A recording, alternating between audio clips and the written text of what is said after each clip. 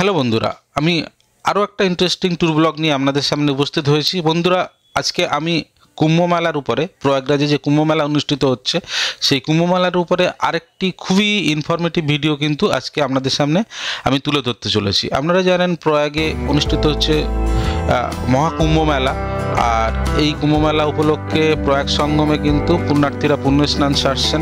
তো আগের ভিডিওতে আমি আপনাদের সাথে শেয়ার করেছি খুব সহজেই কীভাবে প্রয়াগরাজে আপনি বাইরে থেকে এলে প্রবেশ করতে পারবেন।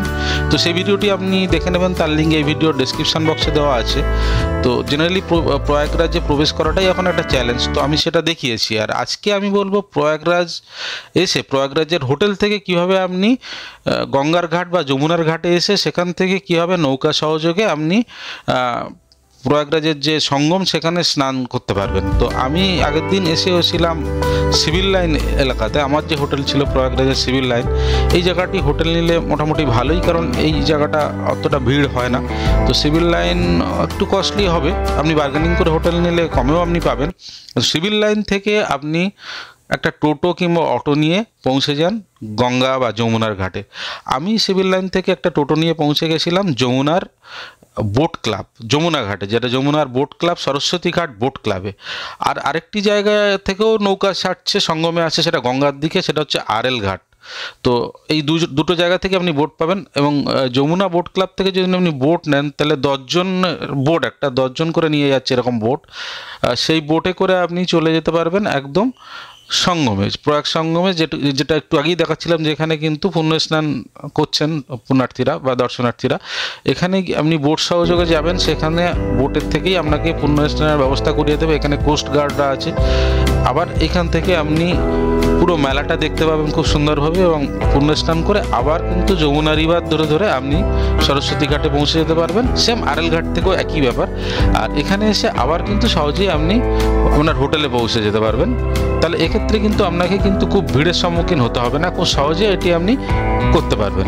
আদারওয়াইজ যদি আনপ্ল্যান্ড ওয়েতে করেন তাহলে এখানে কিন্তু অনেকটা হাঁটতে হবে, এবং এখন তো জানেন প্রয়াগরাজে ভিড়ের ঠাসাঠাসি।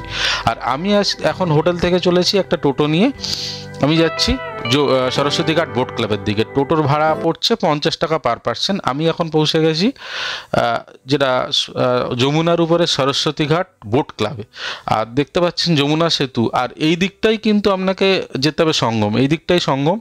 আর এখানে দেখতে পাচ্ছেন শয়ে শয়ে বোট দাঁড়িয়ে আছে, এবং প্রচুর দর্শনার্থীরা এখানে এসেছেন।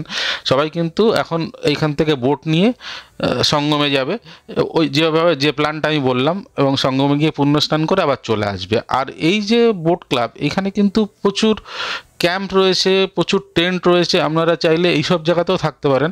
টেন্টে হয়তো একটু কস্টলি, কিন্তু এখানে গঙ্গার ধারে থাকতে পারবেন, এবং অতটা এখানে ভিড় নেই, আপনার বেশ ভালোই লাগবে। এবং সেই টেন্টগুলো কিন্তু আপনারা ওয়েবসাইট থেকে বুকিং করে নিতে পারবেন, এখানে এসেও আপনারা বুক করতে পারবেন। তো আপনারা দেখতে পাচ্ছেন এখানে সব বোট দাঁড়িয়ে আছে। ম্যাক্সিমাম বোটগুলো হচ্ছে 10 জনের বোট, 10% নিয়ে এখান থেকে যাবে। এক একজনের ভাড়া মোটামুটি 500 টাকা। আর তাহলে একটা কমপ্লিট বোটের ভাড়া কিন্তু 5000 টাকা, হয়তো একটু বেশি নিতে পারে, কিন্তু আমি গভর্নমেন্ট রেটটা বললাম।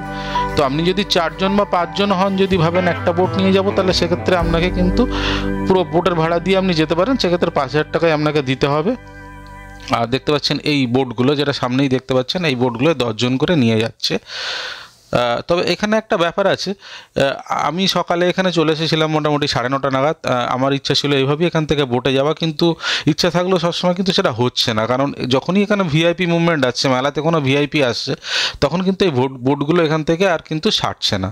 তো তখন আপনি অবভিয়াসলি বোটে করে যেতে পারবেন না, এবং কখনো কখনো ওদের কাছে টাইমিং থাকে, হয়তো সকালের দিকে ছাড়লো না, 2টোর পরে আবার স্টার্ট করলো, তখন 2টো থেকে 5টা 5:30টার মধ্যে গিয়ে আপনি পুণ্য স্নান সেরে আবার চলে আসবেন।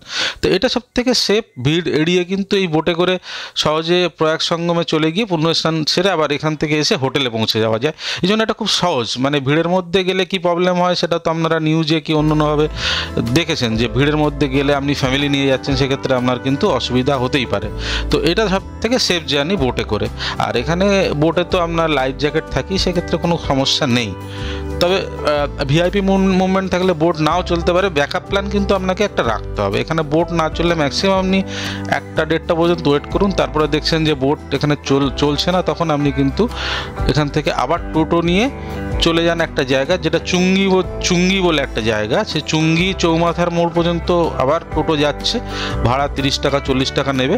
সেখান থেকে কিন্তু আপনাকে প্রায় 6 থেকে 7 কিলোমিটার সঙ্গমের দিকে যেতে পারবেন। তার উপরে আমি আরেকটা ডাইরেক্টিভ ভিডিও আমি বানাবো কি এখানে বোট ক্লাব বোট না পেলে কীভাবে আপনি পায়ে হেঁটে যেতে পারবেন, এখান থেকে কি অন্য জায়গা থেকে এলে কীভাবে পায়ে হেঁটে গিয়ে সঙ্গমে গিয়ে স্নান করতে পারবেন, তার উপরেও আমি একটা ডাইরেক্টিভ ভিডিও বানাবো।